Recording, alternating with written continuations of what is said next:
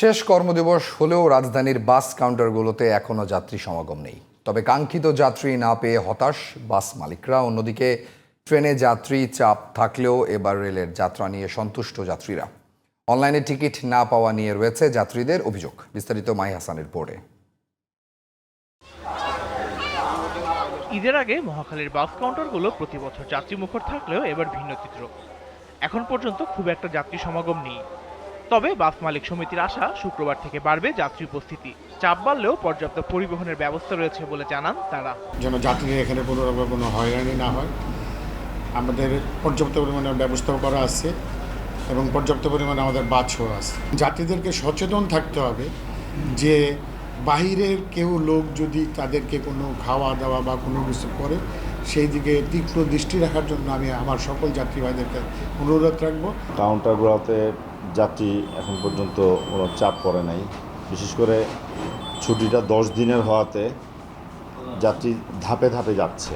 প্রতিটা root committee গাড়ি বের হওয়ার পয়েন্টে এবং ইন পয়েন্টে আমাদের মালিক সমিতি শ্রমিক ইউনিয়নের সমন্বয়ে টিম দায়িত্ব পালন করছে।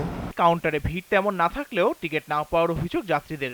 আমরা টিকিট পাইনি, কাউন্টারে গেছিলাম, তারা সবাই অগ্রিম বিক্রি করে দিয়েছে। এখানে আসার পরেও কিছুটা বেশি দাম চাই। টিকিট এখনো কাটে নাই, কাটবো। এদিকে রাজধানীর কমলাপুরের চিত্র অনেকটাই ভিন্ন। সকাল থেকেই রেল স্টেশনে যাত্রীদের ভিড় থাকলেও অন্য বছরের তুলনায় ট্রেনের যাত্রীরা তুলনামূলক স্বস্তিতে আছেন। নিরাপত্তা ব্যবস্থা নিয়েও সন্তুষ্ট যাত্রীরা। তবে অনলাইনে টিকিট ও ট্রেনের পরিচ্ছন্নতা নিয়ে রয়েছে অভিযোগ। আমি আমার নানুর বাড়িতে যাচ্ছি বাজিতপুরে। 10 দিন আগেও যদি ঢোকা হয় 1 সেকেন্ডের ভিতরে টিকিট নাই। টিকিট হচ্ছে অনলাইনে কাটা।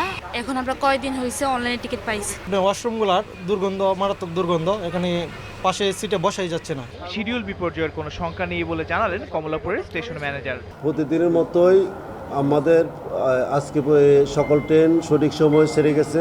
যাত্রী সাধারণের স্বাচ্ছন্দ্য ভ্রমণের ক্ষেত্রে যতটুকু নিরাপত্তা দেওয়া দরকার এবং চেকিং দরকার সব কিছুই অ্যারেঞ্জমেন্ট আছে।